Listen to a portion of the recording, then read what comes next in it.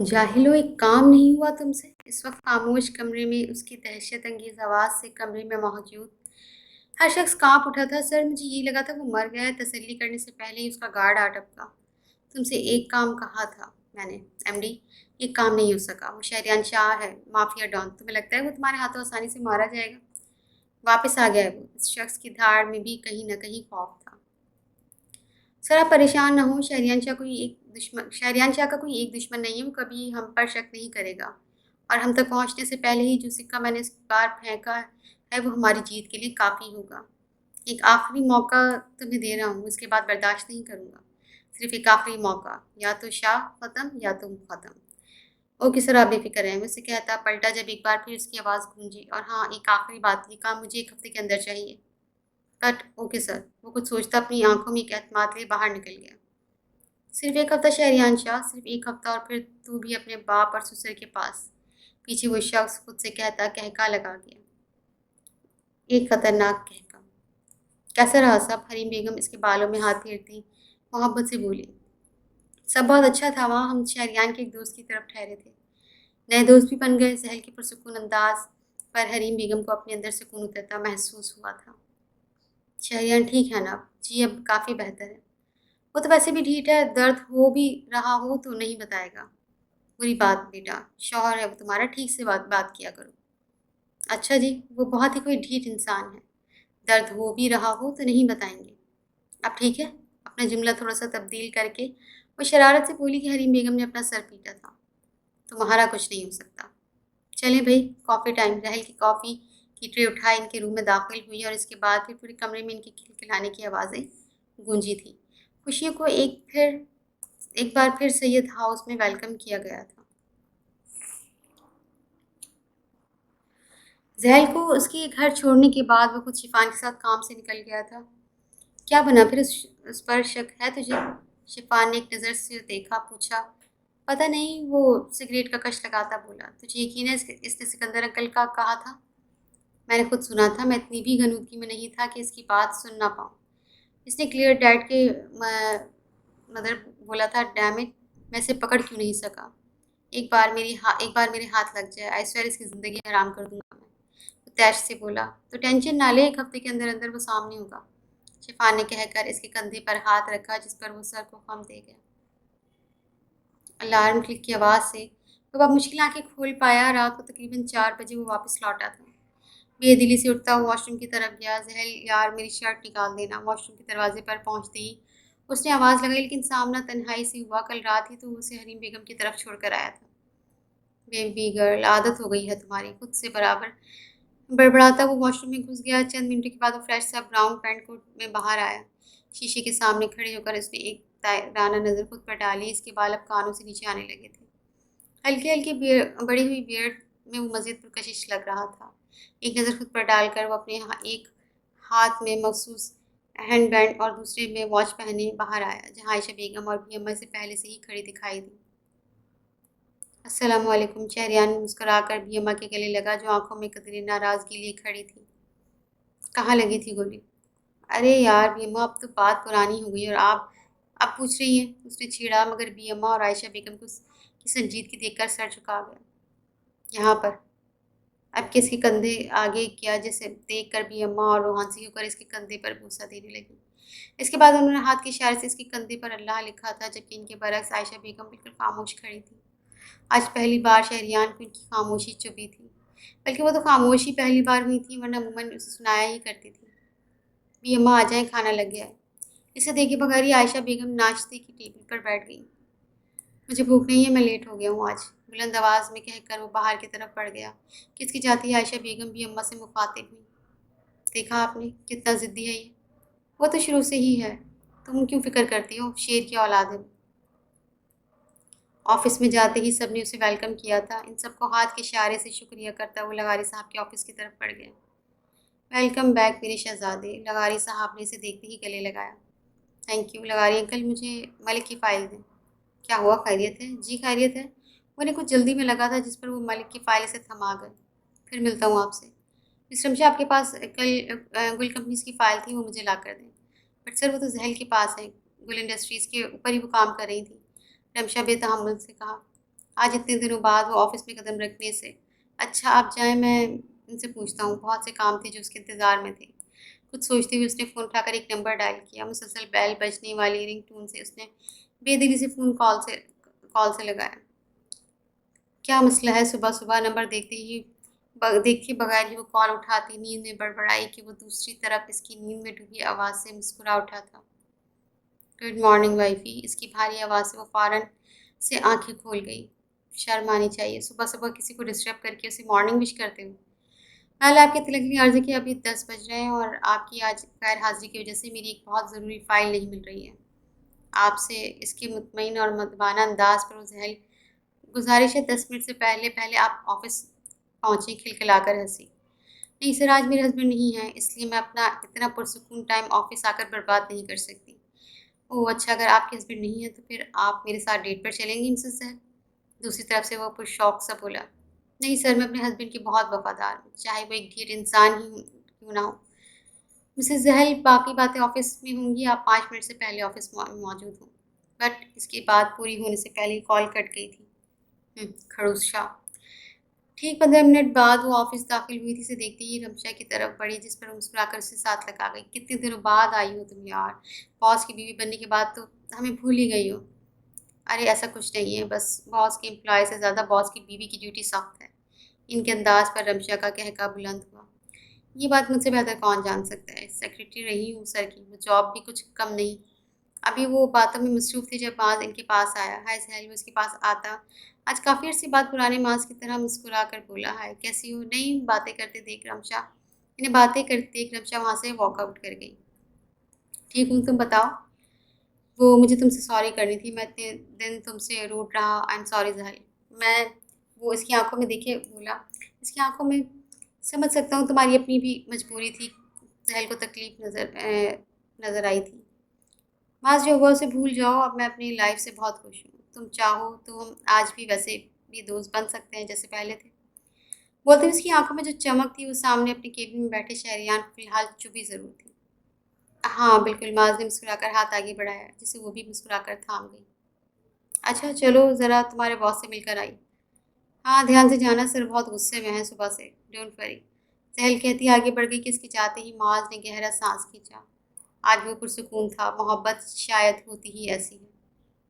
یہ رہی وہ فائل۔ اس کے کیبن میں آتے ہی وہ فائل اس کے سامنے پٹک کر بولی، مسز زہل آپ شاید بھول گئی ہیں، دروازے کو ناک کیا جاتا ہے پہلے۔ وہ ہنوز لیپ ٹاپ پر نظریں جمائے ہوئے تھا۔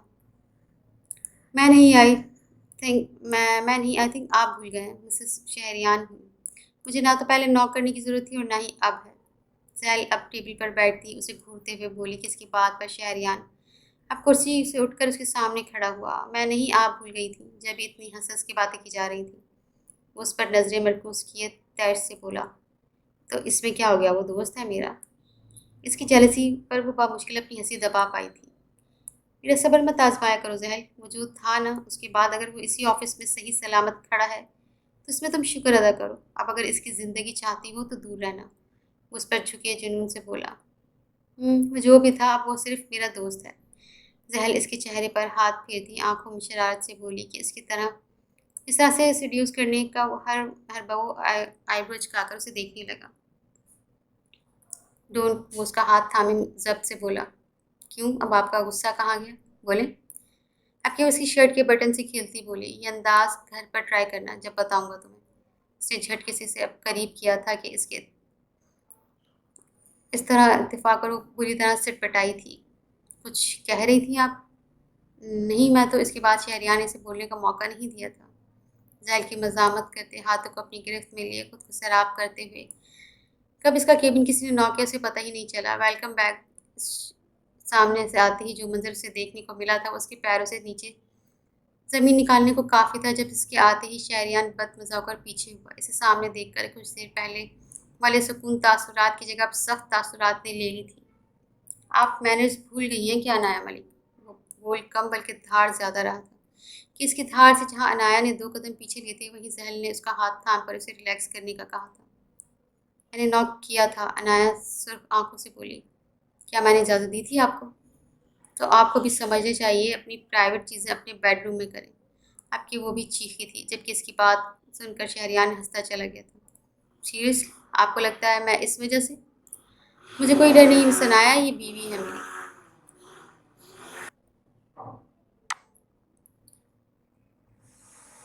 मुझे कोई डर नहीं सुनाया, ये बीवी है मेरी। ये कहते ही वो जहल की पेशानी पर झुका था।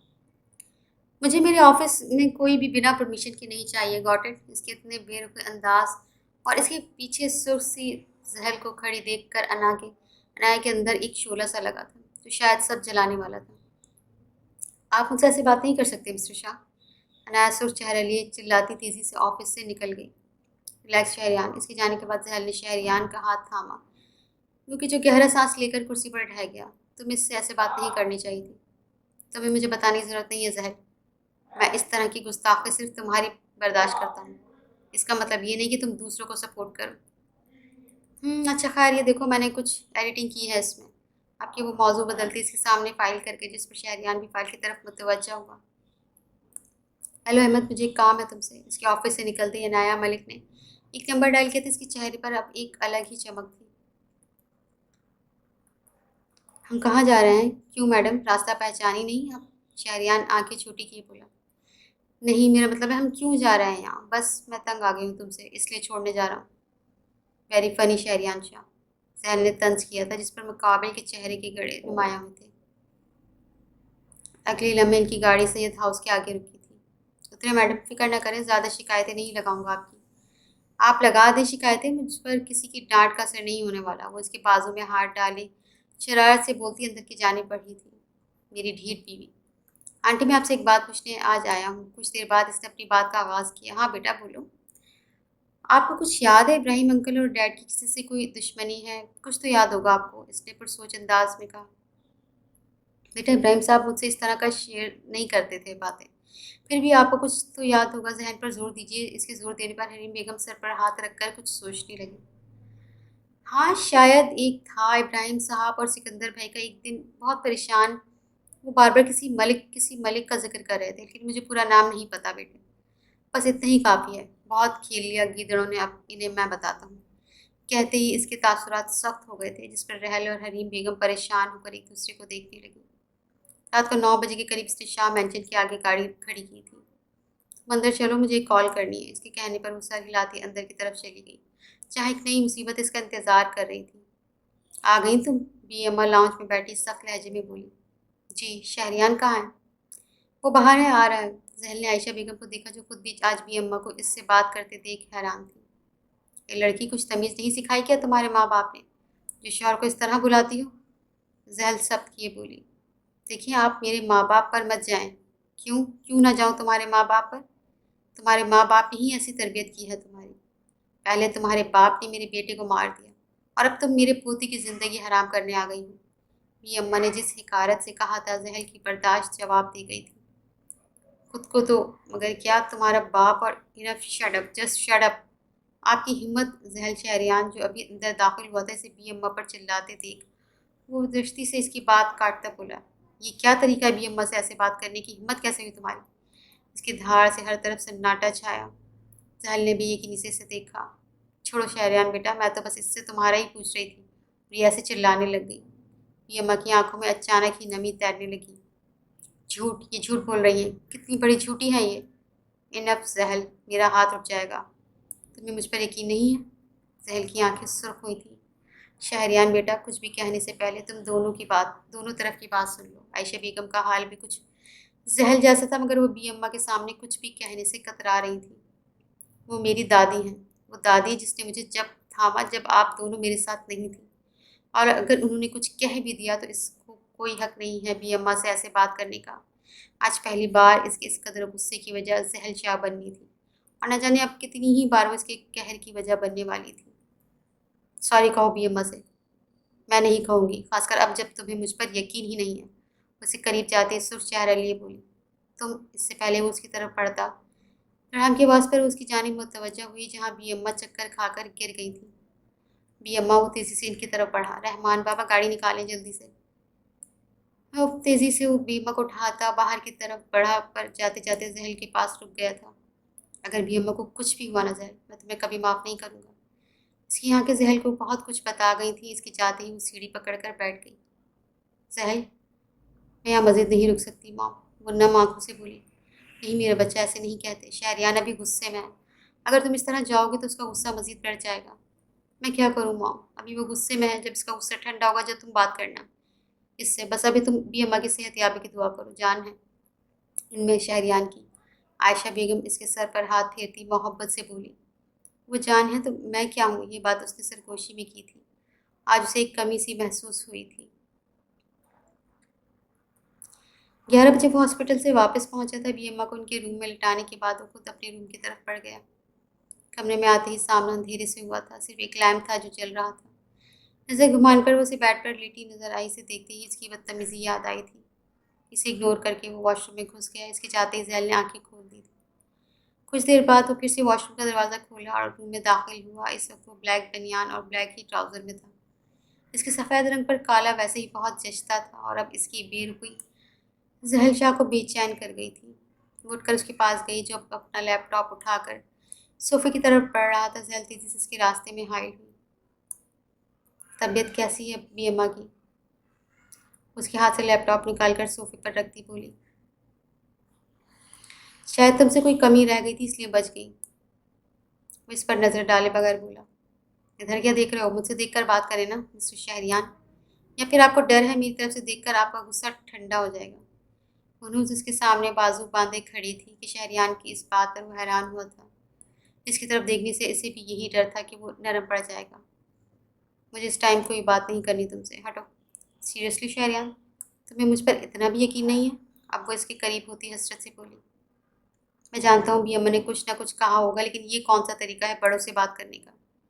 इसकी बात मुकम्मल होने से पहले ही वो उसके सीने से लगती से शिशित कर कर रह गई। उन्होंने डैड के बारे में मुझसे बर्दाश्त नहीं होता। मैं सॉरी कर लूँगी उनसे कल। इसका इरादा इतनी जल्दी मानने का नहीं था। इसे हटाकर वो फिर से सोफे की तरफ गया। जब वो जहल उसका हाथ थाम गई। डोंट शहरियान शाह, फजूल का एटीट्यूड मुझे मत दिखाओ। आपने बहुत बदतमीज़ी की है। वो इसके करीब होती इसके चेहरे पर हाथ फेरती बोली। तो क्या चाहती हो? शहरियान ने इस पर एक भरपूर नज़र डालकर गहरा सांस खींचा था। तुम्हारी माफ़ी। सॉरी बोलो मुझे, क्योंकि तुमने मुझे बहुत हर्ट किया है आज। वो उसके सीने पर हाथ रख के शिकवा करने लगी। सॉरी तो कभी नहीं मांगूंगा, बट आपको मना ज़रूर लूँगा। कुमार आलूद लहजे में बोला। क्या मतलब? इसके बदलते अंदाज पर वो चौंकी, मगर अगली लम्हे वो इस पर झुककर सारे अल्फाज ख़त्म कर गया। मुझे नींद आ रही है। जहलने से बहलाने की नाकाम कोशिश करती तेज़ी से बेड पर जाकर कंफर्टर ओढ़ गई। आज तुम्हारा कोई बहाना नहीं चलने वाला, वो गंभीर लहजे में कहता। इसकी गर्दन पर लब रख गया था। इसके लफ्ज़ पर जहल ने सख्ती से आंखें मींची थी। तुम्हारी जान तो बी अम्मा है ना, तो मैं क्या हूँ? इसकी इस अचानक से की गई बेतुकी बात पर शहरियार ने आंखें छोटी कैसे देखा है। हाँ, मॉम ने कहा कि बी अम्मा तुम्हारी जान है, तो मैं क्या हूँ? सीरियसली जहल, तुम अब भी बी अम्मा से जेलस होगी? इसे वो जैसे सदमा लगा था। जो भी समझो, बताओ मुझे मैं कौन हूँ? तो मेरे लिए वो शख्स हो, बल्कि सिर्फ एक तुम ही हो जिसे मैं दोबारा खोने का सोच भी नहीं सकता। दोबारा खोने का सोच कर भी शहरियान शाह की सांसें थम जाती हैं। अब अगर तुम कहीं गई तो शहरियान शाह बेजान हो जाएगा। वो शिद्दत से कहता है, इस पर झुकता चला गया। मोबाइल के बजने से इसकी आंख खुली थी। नज़र अपने साथ लेटी उस हसीना पर गई जिस पर शहरियान शाह दिल ही दिल में मर मिटा था। इसकी पेशानी का बूसा लेकर वो खुद फ्रेश होने चला गया। कुछ ही लम्हों में फ्रेश सा होकर वो तेज़ी से अपना मोबाइल और वॉलेट उठाता बाहर निकला। इसे आज जल्दी थी, मगर जाते जाते कुछ याद आने पर वो भी अम्मा के रूम में आया। वो अभी वज़ू करके ही बैठी थी जब शहरियान इन्हें रूम में आता नज़र आया। इनसे इजाज़त लेने के बाद वो इनके करीब बैठा था। कैसी हैं आप? बेहतर हूँ, वरना तुम्हारी बीवी ने तो कोई कसर नहीं छोड़ी थी। बी अम्मा के अंदाज में अब भी हकारत थी। मैं जानता हूँ बी अम्मा, आपने इब्राहिम अंकल के बारे में उसे कुछ गलत कहा होगा। इसका अंदाज कल से मुख्तलिफ था। तो मुझे इस लड़की की वजह से नीचा दिखा रहे हो? नहीं बी अम्मा, मैं रिश्तों को ही तो समेट रहा हूँ। आपका गुस्सा भी जायज़ था और जहल का भी। बस फ़र्क इतना था, वो छोटी है। इसे आपसे ऐसे बात नहीं करनी चाहिए थी, मगर आप भी बड़ी हैं बी अम्मा। आपको भी उससे इस तरीके से बात करनी चाहिए। वो कातिल नहीं है डैड की, और ना ही इसके डैड। असल में तो हम कसूरवार हैं इसके। अब बेहतर होगा बी अम्मा, आप इसे दिल से कबूल कर लें। मैंने कल तो इसे रोका था, लेकिन अगली बार आपने इसे कुछ ऐसा कहा जिससे वो हर्ट हुई तो मैं इस वक्त अपनी बीवी का हाथ पकड़कर अलग शिफ्ट हो जाऊंगा। وہ اس کے لہجے میں زحل کے لیے محبت دیکھ سکتی تھی۔ پر تم نے کہا تھا سکندر کا قتل؟ غلط کہا تھا، اب ثابت ہو گیا ہے کہ ابراہیم انکل بے قصور تھے، اور بہت جلد آپ کے بیٹے کا قاتل آپ کے سامنے لا کر کھڑا کروں گا میں۔ وہ ایک عزم سے کہتا باہر نکل گیا۔ جاتے جاتے اس کی نظر عائشہ بیگم پر پڑی تھی، جو شاید اس کی بات سن چکی تھی، جبھی ان کی آنکھیں نم تھیں۔ اس کی آنکھ کھلی تو خود کو روم میں اکیلا پا کر وہ اداسی سے فریش ہو کر روم سے باہر آئی، جہاں بھی اماں اور عائشہ بیگم دونوں ہی اسے ناشتے کی ٹیبل پر بیٹھی نظر آئیں۔ اپنی کل کی حرکت پر اسے افسوس ہوا تھا، ہمت کر کے وہ آہستہ آہستہ سیڑھیاں اتر کر ان کے پاس آئی۔ کیسی طبیعت ہے آپ کی؟ انداز میں جھجک صاف واضح تھی۔ بہتر ہے، بھی اماں نظریں چرائے بولی۔ وہ دونوں ہی ایک دوسرے سے نظریں چرا رہی تھی۔ کسی نے ٹھیک ہی کہا ہے، اگر ہم بولنے سے پہلے سوچ لیا کریں تو بعد میں شرمندگی کا سامنا نہیں ہوتا۔ آئی ایم سوری بھی اماں، مجھے آپ سے ایسے بات نہیں کرنی چاہیے تھی۔ شروعات اس نے کی تھی۔ نہیں میرا بچہ، معافی تو مجھے مانگنی چاہیے۔ میں کیا کچھ بول گئی غصے میں؟ زحل ان کے اچانک بدلنے پر شاک رہ گئی، مگر عائشہ بیگم کے اشارے پر خاموش ہو گئی۔ ناشتہ کرنے کے بعد